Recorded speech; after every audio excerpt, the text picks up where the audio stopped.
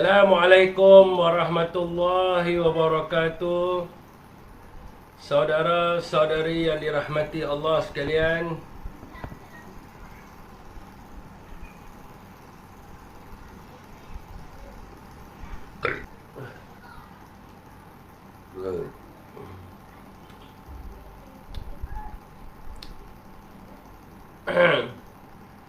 Assalamualaikum warahmatullahi wabarakatuh kepada saudara-saudari yang dirahmati Allah sekalian.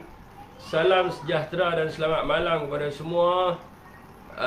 Waalaikumsalam. Nur Hisham Sulaiman, Syed Hussein Al-Haddad, Nazri Ismail, Muhammad Amir Wan, Awi Dicu, User Akil Akmal, Hairi bin Taib daripada Keluang,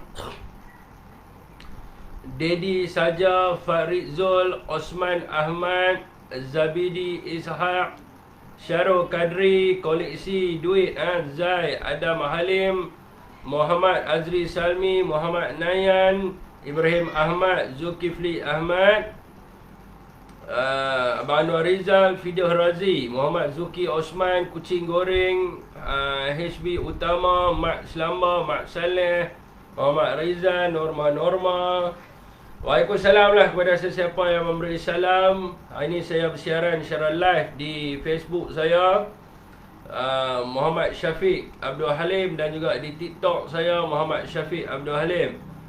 Nur Hidayah Abdullah, Datuk Mar Momo, semualah. Waalaikumsalam. Puak Rahsia, Cik Abdullah, Irwan Jalil, Mr. Baharom, Muhammad Sani. Siapa yang biasa tengok di Facebook tu, sila ke Facebook lah. Dan share tuan-tuan di Facebook saya, bagi naik lagi dia punya view dia. Abang Syed Faizal, long time no see ya. Syahrul bin Hussein, Nuraini Muda, Waalaikumsalam. Syarif Sa'ad, Waalaikumsalam. Gia 5, Waalaikumsalam kepada sesiapa sahaja yang memberi salam. Teruskan perkongsian agar membawa penerangan yang bermanfaat kepada rakyat semua dan mengelakkan daripada fitnah-fitnah yang berlaku.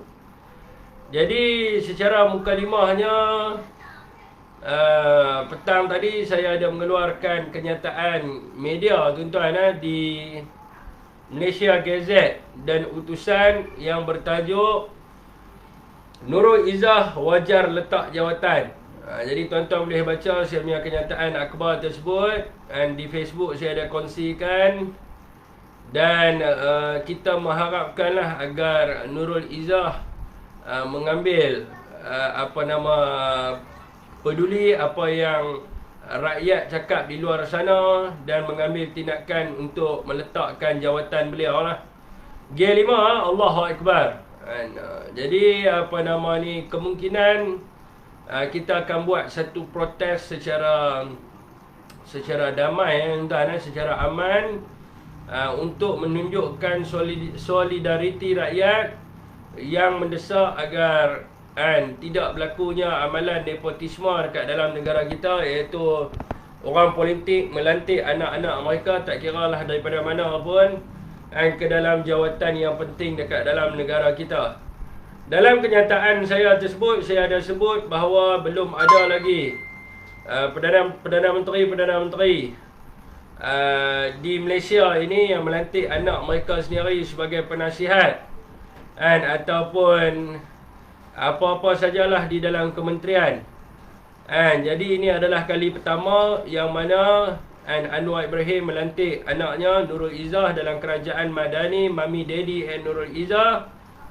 Dan kita mengharapkan amalan seperti ini tidak berleluasa dalam negara kita, dan kita mengharapkan agar amalan nepotisme dan komunisme ini tidak diteruskan. Yang mana Anwar sendiri pernah menulis buku mengkritik berkaitan dengan amalan ini, dan kita mengharapkanlah supaya minta maaf ni tak susah tuan-tuan. Dia lantik anak dia pada 1 hari bulan, yang mana dia merahsiakan sehinggalah anak dia sendiri membongkarkan apabila diprovok oleh wartawan. Jadi meminta maaf ini bukan adalah satu benda yang berat, tetapi kalau menegakkan benang yang basah, itu yang menjadi masalahnya. Itu mukadimah saya pada malam ini tuan-tuan. sudah tentulah ramai rakan-rakan kita yang tertunggu-tunggu live saya malam ni. Tolong kongsikan Muhammad KBS. Waalaikumsalam. Waalaikumsalam semua yang memberi salam pada saya. Jadi sudah tentulah ramai yang tertunggu-tunggu live saya pada malam ni. Yang mana ramai yang nak dengar berkaitan dengan kenyataan akhbar pada hari ini yang dikatakan bahawa akaun Parti Peribumi Bersatu Malaysia telah pun dibekukan. Jadi pada petang tadi pun saya maklumkan bahawa saya akan buat live untuk menceritakan berkaitan dengan keadaan ini agar seluruh rakyat Malaysia memahami bahawa Parti Perikatan Nasional khususnya Bersatu dan juga PAS ini cuba untuk mereka ciptakan persepsi untuk mereka menutup kepada kesalahan mereka. Sudah tentulah rakyat di Malaysia tahu bahawa isu yang lebih besar adalah berkaitan dengan isu-isu berbilion-bilion wang rakyat telah pun diselewengkan oleh beberapa kepimpinan dalam kerajaan yang terdahulu. Malah kerajaan yang ada hari ini mereka masih menjawat jawatan. Antaranya adalah isu-isu berkaitan dengan LCS, YMDB, SRC International, Yayasan Akabudi dan juga Terawang. Namun kita tahu bahawa kerajaan hari ini kerajaan Mami Daddy and Nurul Izzah ini tidak mementingkan soal integriti.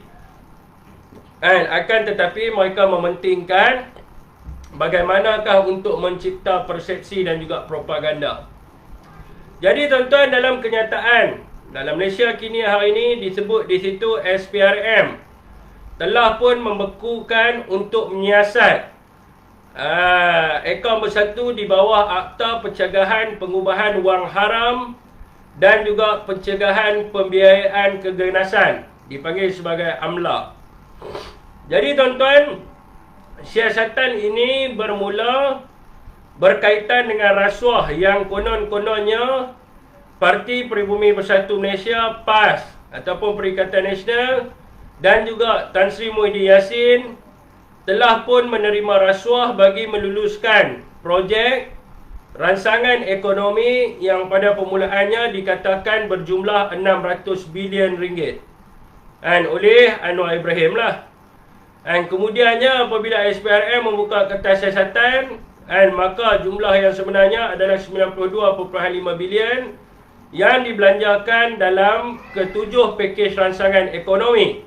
Dan yang selebihnya adalah wang rakyat sendiri yang berkaitan dengan KWSP dan juga berkaitan dengan moratorium.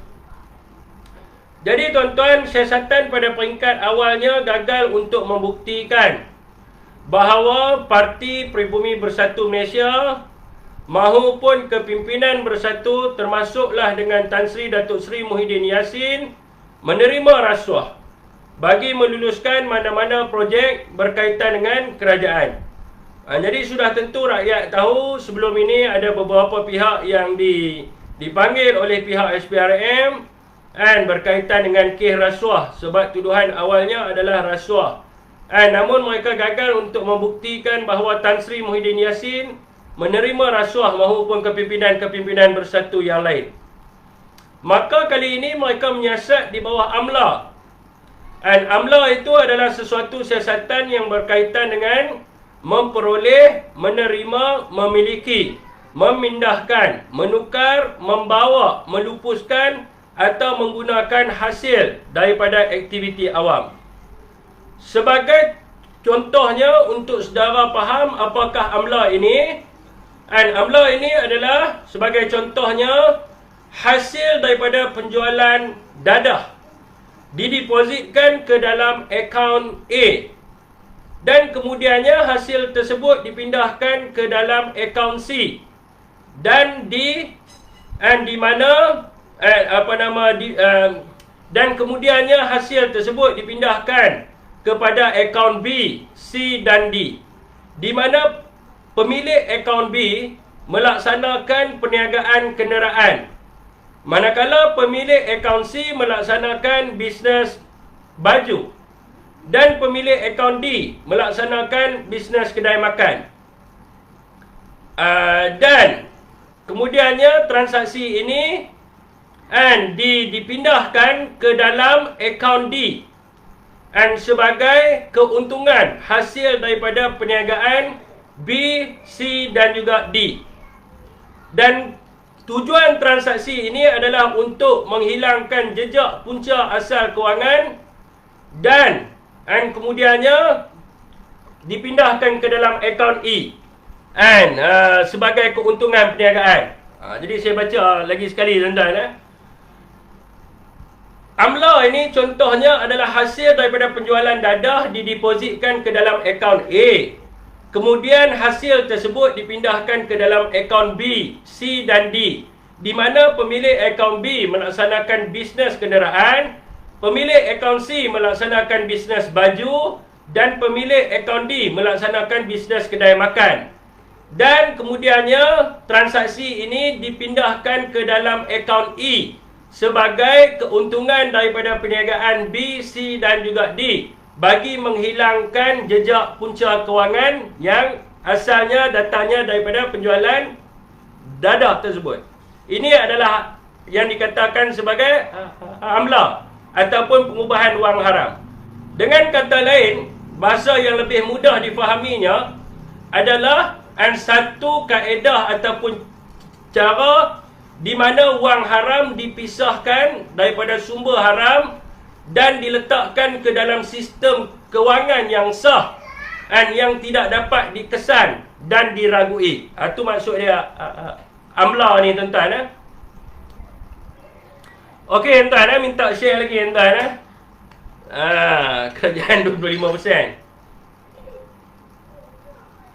So hari ni tuan-tuan, mereka gagal untuk membuktikan bahawa Tan Sri Muhyiddin Yassin ataupun kepimpinan Bersatu dan Parti Bersatu sendiri menerima rasuah bagi meluluskan sebarang projek kerajaan. Maka mereka mengatakan bahawa wang ataupun dana yang mungkin diterima oleh Parti Bersatu itu khususnya mungkin melibatkan penyucian wang daripada aktiviti haram. Sebab itulah disiasat di bawah amla dan sebagainya. So sekarang ni maka akan timbulnya persoalan di dalam pemikiran rakyat, yang mana rakyat mesti tertanya-tanya bagaimanakah mereka akan melakukan perkara ini. And so yang pertama sekalinya saya nak bagi tahu kepada tuan-tuan semua, buat masa ini belum ada lagi sebarang bukti yang menunjukkan bahawa Parti Pribumi Bersatu Malaysia, kepimpinan Bersatu, menerima sebarang dana daripada luar negara ataupun menerima sebarang dana yang mencurigakan. Sebab itulah tuan-tuan, kalau tuan-tuan boleh semak sendiri dalam ROS, Parti Pribumi Bersatu Malaysia mendedahkan akaun dia, audit akaun Bersatu yang dilakukan oleh pihak luar pada tahun 2020 dan juga pada tahun 2021, yang mana ketika itu Tan Sri Muhyiddin menjadi sebagai Perdana Menteri. Dan hanya satu-satunya parti di Malaysia yang berani untuk mendedahkan akaun partinya hanyalah Parti Bersatu saja. Belum ada lagi parti DAP ke, PKR ke, PAN ke, UMNO ke yang berani untuk mendedahkan laporan akaun mereka. Belum ada, hanya Bersatu saja. Dan apabila Parti Pribumi Bersatu Malaysia mendedahkan akaun mereka, maka disebabkan itulah pihak SPRM membekukan akaun Parti Pribumi Bersatu Malaysia. So tuan-tuan, sekarang ini apa yang dibuat oleh kerajaan hari ini adalah apabila mereka tidak berjaya untuk menuduh Parti Pribumi Bersatu Malaysia terlibat dengan rasuah maupun menuduh Tan Sri Muhyiddin Yassin terlibat dengan rasuah, maka mereka mencari syarikat-syarikat yang terlibat dengan tanggungjawab sosial korporat ataupun CSR semasa zaman Tan Sri Muhyiddin Yassin menjadi Perdana Menteri ataupun dengan kerajaan yang sebelum ini di bawah Datuk Seri Ismail Sabri. Mengikut kepada Seksyen 34/6/H Akta Cukai Pendapatan 1967, mana-mana syarikat yang melaksanakan program tanggungjawab sosial korporat ataupun CSR boleh mendapatkan potongan cukai di bawah seksyen ini. Jadi antara contoh-contoh CSR yang dibenarkan pemotongan cukai syarikat ialah yang pertamanya adalah membantu orang yang miskin melalui derma, beasiswa pendidikan ataupun pinjaman. Yang keduanya adalah menjaga alam sekitar, iaitu tidak mencemarkan alam sekitar apabila melakukan sebarang aktiviti perniagaan. Seterusnya adalah bergiat dalam aktiviti sosial seperti melakukan gotong royong.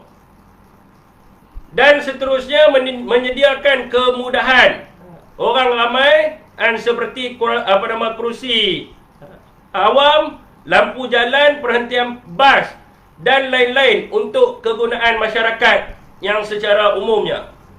Seterusnya adalah memenuhi keperluan masyarakat dengan menawarkan pelbagai pilihan barang pada harga yang berpatutan, ini pun dikira sebagai CSR, dan menyediakan peluang pekerjaan dan perniagaan kepada masyarakat. So, bila kita sebut tentang CSR, of course lah, mana-mana syarikat, khususnya pada zaman Tan Sri Datuk Seri Muhyiddin Yassin menjadi Perdana Menteri, di saat negara kita menghadapi pandemik dan sebagainya, of course lah semua syarikat akan buat CSR. Sebab pada waktu itu Tan Sri bukan bagi potongan teks, tapi Tan Sri bagi pelepasan cukai. Maka ramailah syarikat yang akan melakukan CSR ini untuk mereka mendapat pelepasan cukai. So, apa benda yang mereka cuba buat sekarang ni ialah dengan meletakkan CSR ini sebagai rasuah. Mereka mengatakan CSR yang dibuat oleh syarikat ini adalah sebagai rasuah di peringkat permulaannya, dan kemudiannya dikatakan bahawa ia adalah aktiviti pengubahan wang haram apabila mereka tidak dapat membuktikan bahawa ia adalah rasuah. Dengan mengatakan CSR ini ialah wang yang telah pun dicuci untuk faedah Bersatu dan juga Tan Sri Muhyiddin Yassin bersama-sama dengan kepimpinan Bersatu. Kaedah yang mereka buat ialah dengan menyenaraikan syarikat-syarikat ini, yang boleh dikatakan hampir semua syarikat yang membuat CSR pada tahun 2020 dan pada tahun 2021, dan memaksa mereka untuk mengaku bahawa CSR yang dibuat oleh syarikat ini ialah bertujuan untuk memberi wang ataupun duit kepada Tan Sri Muhyiddin Yassin dan Bersatu secara cash bagi tujuan habuan mendapatkan projek dan sebagainya. Dan apa yang berlaku sekarang ni adalah rata-rata pemilik syarikat tidak bersetuju sama sekali, sebab Bersatu dan pemimpin Bersatu tidak terlibat sama sekali dengan CSR yang dilakukan oleh syarikat mereka, dan CSR ini memang dipraktikkan oleh negara Malaysia maupun negara luar bagi memastikan tanggungjawab korporat yang turut terlibat dalam membantu rakyat, termasuklah penyediaan peluang pekerjaan dengan pendapatan yang lebih lumayan. Kalau kita tengok saudara semua, rasuah ini bermakna adalah menawarkan, memberi atau menerima apa-apa yang bernilai dengan tujuan untuk mendorong seseorang untuk bertindak, memberi penghargaan kepada seseorang kerana telah bertindak. Sekiranya CSR yang dilakukan oleh syarikat-syarikat ini dikatakan rasuah, saya rasa ini adalah satu perkara yang pelik. Sebab apa? CSR yang dilakukan oleh syarikat-syarikat ini tidak ada kena-mengena dengan sebarang kelulusan projek, dan ianya bukan adalah rasuah. So dekat sini saya rasa, tolong share lagi So dekat sini saya rasa rata-rata yang tengok live saya ni, mereka akan memahami sebab apa pembekuan akaun Bersatu ini dibuat. Jika anda faham di mana pembekuan akaun Bersatu ini adalah semata-mata untuk mencari salah dan mencipta kesalahan, dan ataupun dengan kaedah lainnya untuk menuduh Parti Peribumi Bersatu Malaysia bersama-sama dengan kepimpinan Bersatu dan Tan Sri Muhyiddin Yassin adalah seorang yang corrupted dan tidak berintegriti.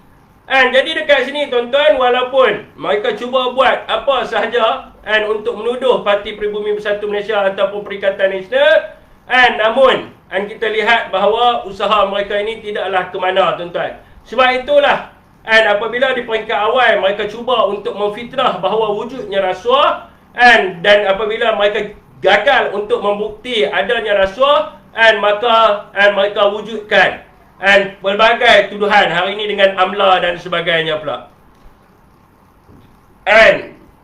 Okey tuan-tuan, jadi sekarang ni tuan-tuan, Parti Peribumi Bersatu Malaysia ataupun Bersatu bersama dengan kepimpinannya telah pun mendedahkan audit akaun Parti Bersatu itu sendiri.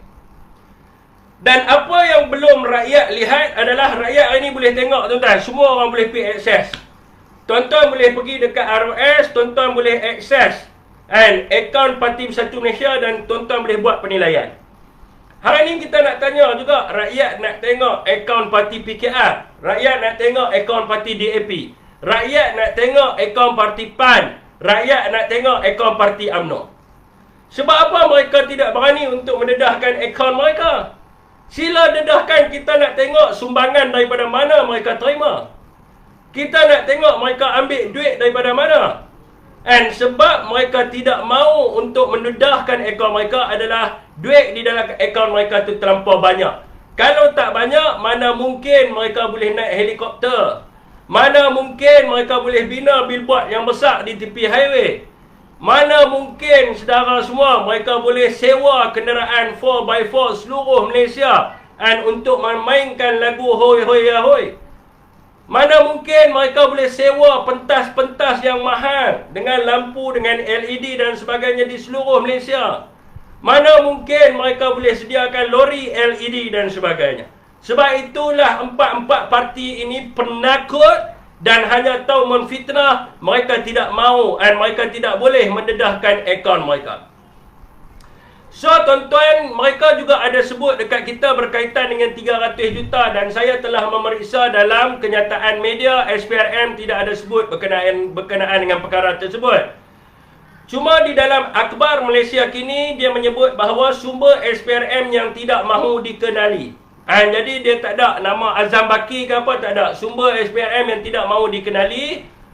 Dia mengatakan bahawa siasatan ini melibatkan pendanaan sebanyak 300 juta. Jadi saya tak mau dengar lah sumber yang tak mau dikenali ni. Kalau boleh Azam Baki sendiri sebutlah 300 juta. Sebab apa? Di dalam laporan SPRM menyebut bahawa baki di dalam akaun Parti Peribumi Bersatu Malaysia adalah 40 juta sahaja. Berbanding dengan UMNO semasa disiasat pada tahun 2018 baki di dalam akaun UMNO sebanyak 197 juta. Dan untuk pengetahuan rakyatlah, sekiranya Anwar Ibrahim cuba untuk mendesaklah syarikat-syarikat yang memberi CSR ini dengan mengatakan bahawa mereka telah pun memberi rasuah kepada Tan Sri Muhyiddin Yassin untuk membantu rakyat. Dan apa yang rakyat perlu tahu, apabila syarikat membuat CSR, duit tersebut tidak masuk dalam mana-mana akaun. Mereka bagi direct kepada rakyat. Sama ada mereka nak buat beasiswa pendidikan ke, mereka nak buat gotong royong ke, mereka sendiri bayar. Dan mereka sendiri yang buat benda tu, barulah mereka boleh claim. Dia tak boleh masuk dalam akaun mana-mana orang. And so kalau Anwar nak claim lah bahawa syarikat yang buat CSR ni adalah rasuah dengan nak game, nak memburukkan Tan Sri Muhyiddin dan sebagainya, maka tindakan Anwar apabila pertama kalinya menjadi Perdana Menteri dengan meminta kepada Bernas sebanyak 60 juta ringgit juga dikira sebagai rasuah. Dan sudah tentulah bila saya sebut tentang Anwar minta dekat Bernas 60 juta rasuah, maka orang-orang Pakatan Harapan, Walanon dan juga Wan Muncai ini akan mengatakan bahawa 60 juta yang diminta kepada Bernas ini adalah bagi tujuan untuk membantu pesawah. Jadi sama juga, bezanya Tan Sri tak pernah minta pada syarikat ni, tapi syarikat ni yang buat CSR sendiri. Untuk membantu rakyat pada ketika itu yang berhadapan dengan pandemik COVID-19. Dan Tan Sri cuma bagi pelepasan cukai kepada mereka sahaja. Bersatu ataupun Tan Sri Muhyiddin Yassin sendiri tidak pernah menerima sebarang wang yang dikatakan berkaitan dengan 92.5 bilion itu. Jadi ini adalah hak rakyat lah untuk mendengar ataupun tidak mendengar. Malah saya nak bagi tahu pada tuan-tuan semua, Tan Sri sendiri tak pernah kenal pun dengan syarikat-syarikat yang mereka sebut ni. 10 ke, 15 ke, 40 ke, Tan Sri tak pernah kenal, malah Parti Pribumi Bersatu pun tak ada hubungan dengan mereka pun. Jadi syarikat yang buat CSR dalam negara kita ni banyak lah. Tiap-tiap tahun ada syarikat yang buat CSR. Jadi inilah yang mereka cuba nak spin. Mereka nak kata kita ambil rasuah dan sebagainya. Jadi mereka perlu tunggu siasatan ini selesai. Biar pihak SPRM membawa kes ini ke mahkamah dan membuat pertuduhan. Yang pertama, mereka tuduh kita rasuah, mereka gagal. Kali ini mereka tuduh kita pula. Mereka kata kat kita mengubah wang haram pula. Saya rasa tuan-tuan mereka akan gagal juga dengan tuduhan mereka ini. Okey, saudara semua, di FB hari ni malam ni kurang sikit view ni, siapa tak tahu. Ada bunyi bising ke apa? Sebab laptop saya yang satu ni saya buka hak dia buat nota ni, dia bunyi kuat kan. Kan? Ada bunyi bising ah. Okey tuan-tuan esok buat report ke SPRM lah. Apa buat Rizal pula nak buat report SPRM. Tunggulah SPRM buat siasatan dulu.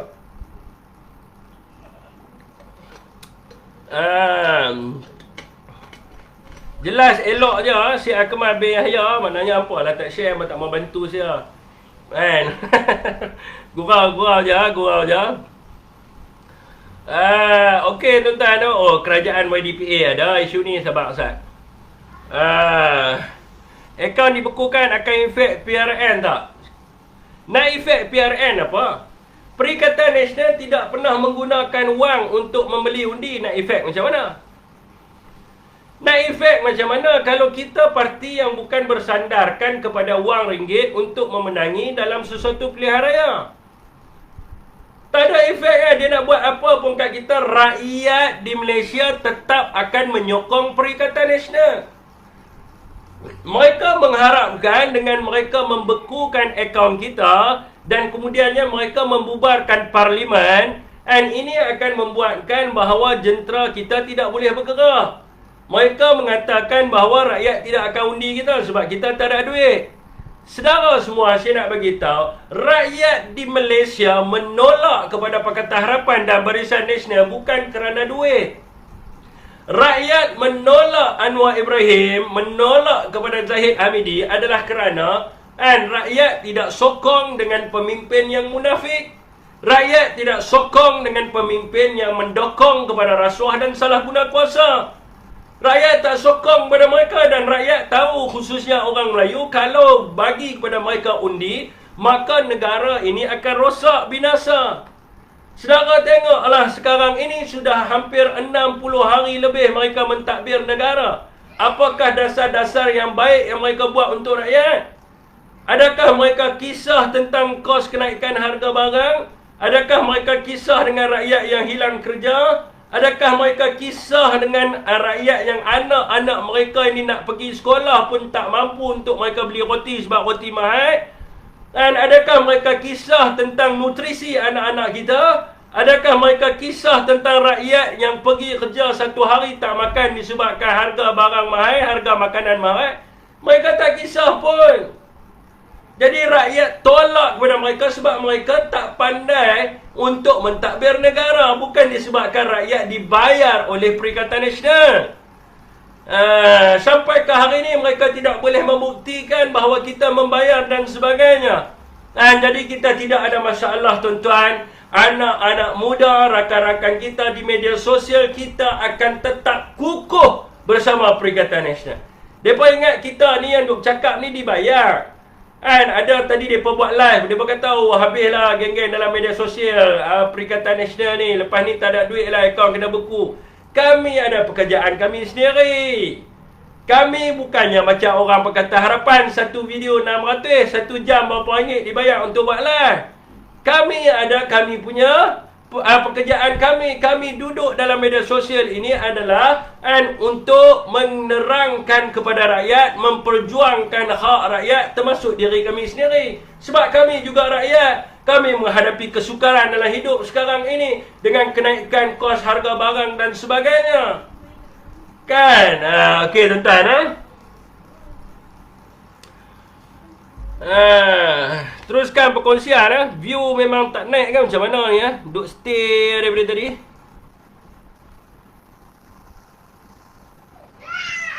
Tengok share banyak dah. View tak naik-naik. Ada gangguan lah tu.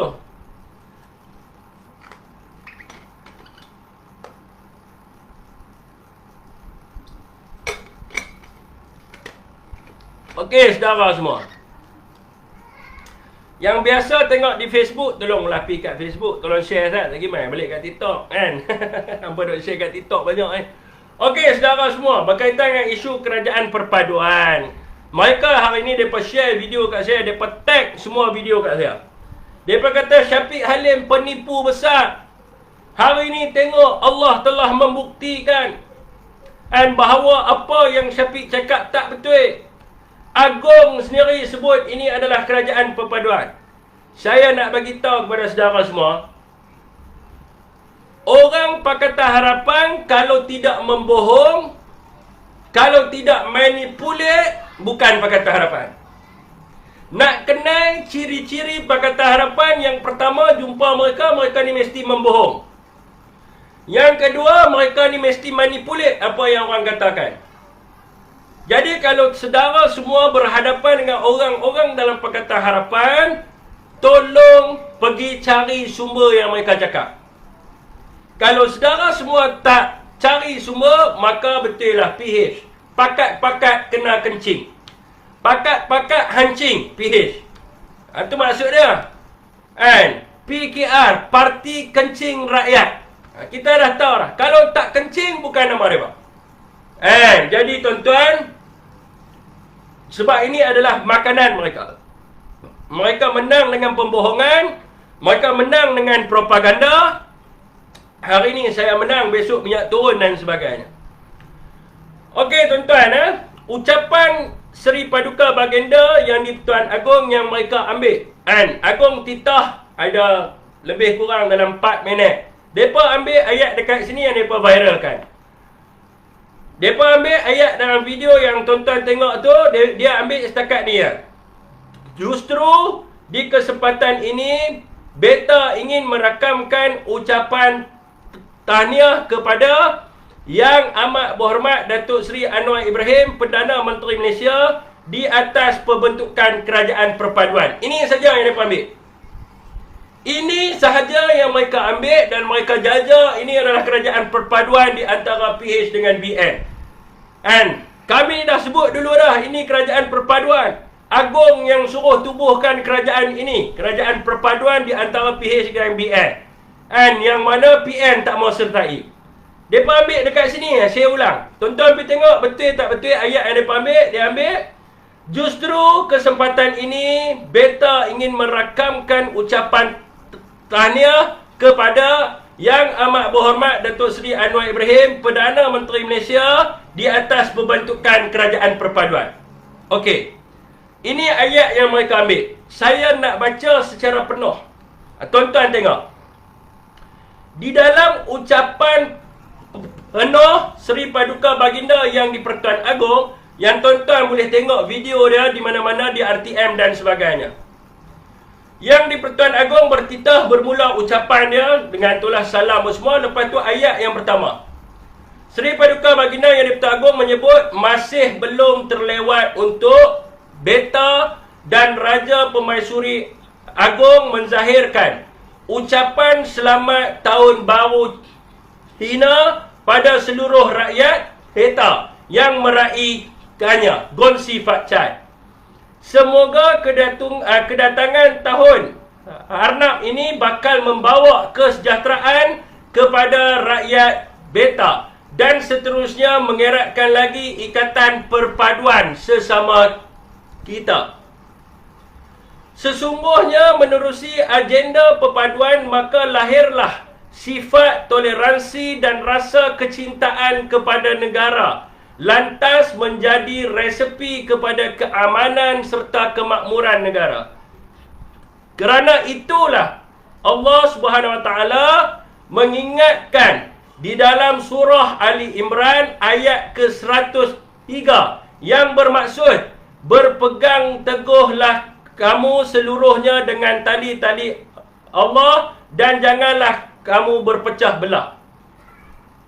Justru di kesempatan ini, beta ingin merakamkan ucapan tahniah kepada Yang Amat Berhormat Datuk Seri Anwar Ibrahim, Perdana Menteri Malaysia, di atas pembentukan Kerajaan Perpaduan yang berteraskan perpaduan integriti pasca pilihan raya ke-15 yang lalu. So, apakah yang saudara memahami tentang itu? Yang pertama, mereka kerat ayat separuh. Yang kedua itu, apa yang saudara faham? Kalau tuan-tuan ambil video yang separuh, maka tuan-tuan akan nampak bahawa Agong tubuhkan kerajaan perpaduan antara PH dengan BN. Tapi kalau saudara semua ambil the whole context, apa yang Agong cakap, Agong menyebut tentang perpaduan kaum dan juga perpaduan umat Islam. Ini yang Agong sebut. Apa kaitan kerajaan perpaduan dengan firman Allah dalam ayat dalam surah Ali Imran, dalam ayat yang ke-103 tu? Apa kaitan? Apa kaitan unity government dengan itu? Ayat itu menerangkan bahawa orang Islam semua patut bersatu padu. Dan di ayat atas dalam titah tuanku, apa yang Agong sebut adalah dia menyeru supaya semua kaum bersatu padu. Ini maknanya kerajaan perpaduan. Sebab itu bila saya bagi tahu kepada mereka, apabila saudara Lim Guang Eng ditanya di dalam Dewan Rakyat berkaitan dengan kerajaan perpaduan, maka dijelaskan oleh mereka pada ketika itu maksud perpaduan bukanlah maksud kerajaan yang mana Agong mengarahkan supaya ditubuhnya kerajaan perpaduan BN dengan PH. Maksud takrifan perpaduan bagi kerajaan hari ini adalah perpaduan itu in konteks menyatu padukan semua kaum dan menyatu padukan umat Islam. Bukan makna perpaduan PH dengan BN. Nampak tak? Bila mereka ini membohong, tak habis-habis membohong. Tuan-tuan, saya duk buat live di TikTok, saudara semua tahu. Kawan-kawan kita di TikTok semua tahu. Sebab apa? Setiap kali orang Pakatan Harapan masuk dalam live saya, setiap kalinya rakyat memeriksa fakta mereka, saya memeriksa fakta mereka, setiap kalinya mereka tidak akan baca secara habis. Mereka cuma petik ayat yang tertentu untuk membohongi rakyat, memperbodohkan rakyat. Macam siang tadi, ni ada seorang perempuan ni masuk dalam live. Saya bukan nak kritik wanita. Dia bagi kad ni rujukan. Dia bagi. Okey, dia kata ni tajuk rujukan, ini rujukan dia. Tapi malangnya apa yang saya baca dengan dia baca lain. Dia baca bunyi Tamil, saya baca bunyi Melayu. Sedangkan membaca paper yang sama. Dalam surat khabar tu menceritakan tentang fakta berkaitan dengan isu telur. Saya malas nak ulas lah tentang benda tu. Semua orang pun dah tengok benda tu. Dan dia spin. Dalam surat khabar tu menyebut November, Disember, dan dia sebut Oktober, November, Disember. Sebab Oktober Tan Sri Muhyiddin masih lagi pengurusi MPN. So dalam tu tak sebut Oktober, sebut November, Disember. Bila saya tanya kat dia, which perkataan dekat dalam tu yang ada Oktober? Dia kata dia sendiri masukkan perkataan Oktober tersebut untuk memahamkan rakyat. Boleh ke? Boleh ke? Inilah isu dia. Macam sekarang ni lah. Yang di-Pertuan Agong cakap tentang konteks perpaduan kaum dan juga ummah. Dia ambil ayat tu sekiranya orang Perikatan Nasional tanya kepada orang Pakatan Harapan sebab apa buat benda tu. Dia kata yang ni yang penting. And so dia kerat biuk ucapan kat situ dan dia kata apa yang rakyat perlu memahami adalah ini adalah kerajaan perpaduan yang di-Pertuan Agong. So saya nak bagi tahu kepada saudara-saudara semua. Dan sebab saya berhadapan dengan mereka setiap hari. Dulu mereka berani nak debat dengan saya, hari ni mereka dah tak berani dah. Tak berani cabar, tak berani naik dan sebagainya. Dan dia punya kepala dia, Suwadi Murni dah pun dah dekat 9 kali dah kita ajak debat. Tak berani nak debat. Sebab apa mereka tak berani nak debat dengan kita? Sebab apa mereka tak berani berhadapan dengan orang yang nama Muhammad Syafiq Abdul Halim? Sebab apa? Sebab saya akan memeriksa satu persatu mereka punya fakta. Jadi mereka tak boleh nak memusing saya. Orang lain mereka boleh pusing. Sebab tu saya nasihatkan kepada saudara-saudara semua, kalau mereka berhujah, yang pertama tanya kepada mereka, where is your reference? Ni yang pertama tanya mereka. Yang kedua tanya mereka, rujukan ni bila punya rujukan, dekat mana dan tarikh bila. Sampai saudara semua dah dapat rujukan, dah baca benda yang sama yang dia baca, barulah berhujah. Kalau tidak, semua kena kencing. Ini samalah. Isu berkaitan dengan CSR kena kencing. Isu berkaitan dengan kerajaan perpaduan kena kencing. And so, sebab apa berlaku benda ni? Berlakunya benda ni adalah kerana saudara cuma mendengar apa yang mereka perhujahkan, tetapi saudara semua tidak mahu and untuk mengambil inisiatif untuk minta kepada mereka mana bukti apa yang mereka cakap. Mereka tidak akan ada bukti apa yang mereka cuba perkatakan kepada rakyat. Okey, saudara. Adui sikitlah view topik sedap malam ni. Itulah pasal dia. Mungkin dekat pukul 11. Terima kasih pada ni. Siapa yang biasa tengok kat FB, pilih kat FB. Semua lari dalam TikTok, hilanglah view di FB ni. And bila saya nak beli telefon? Dah kena rampas hari tu sekali dah. Okey, tuan sebab dia tak ada telur lah Fiq. Hantu gigi tak ada fakta. Hantu gigi ni banyak kali dah kita ajak mereka berdebat dan sebagainya. Okey, saudara, saya buka untuk soalan di Facebook. Sorry tak dapat nak terima guest sebab saya pakai laptop. Minta maaf lah, gelap sikit tuan. Esok kot nampak cerah sikit kan. Ni nampak gelap sikit. Okey lah tuan-tuan. Fakta di hujung jari, ya betul. Jadi saya buka untuk soalan. Boleh tanya saya soalan di Facebook dan juga di TikTok.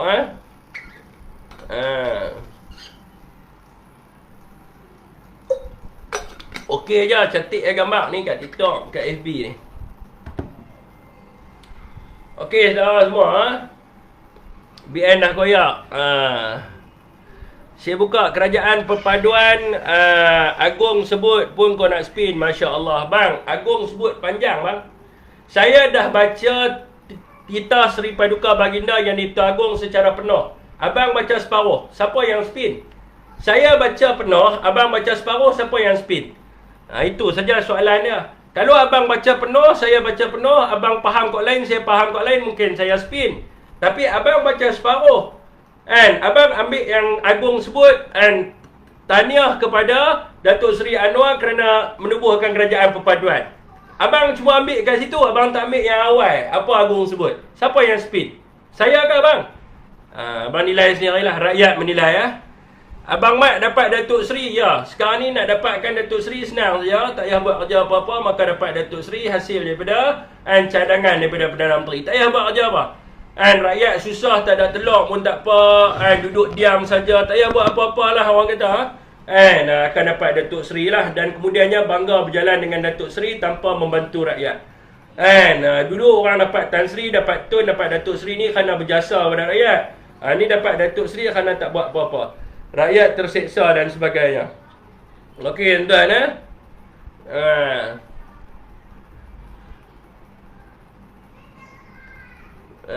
Okey tuan-tuan, PN the best.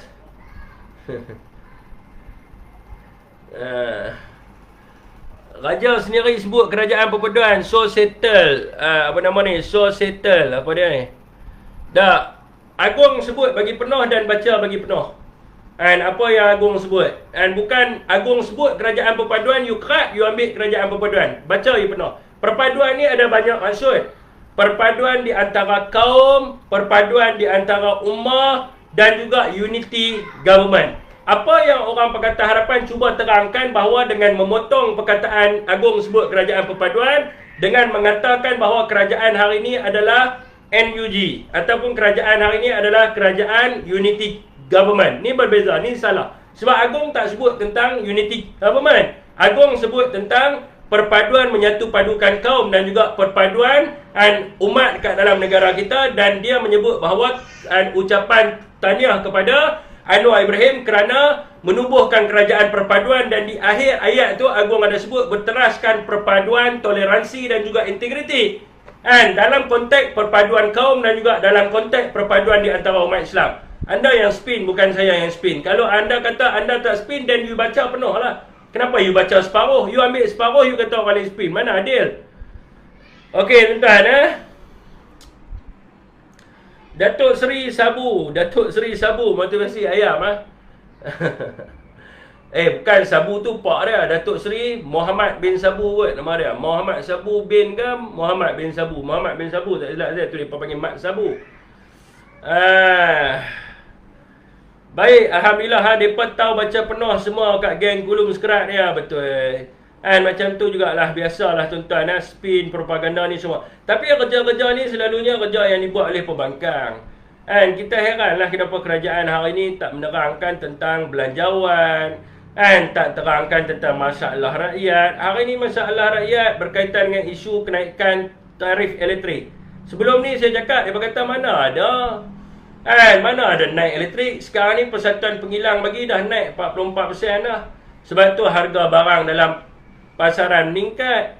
Jadi hari ni orang-orang yang mengusahakan ayam dan sebagainya, dia bagi tahu kat kita, anak ayam pun mahal lah ni.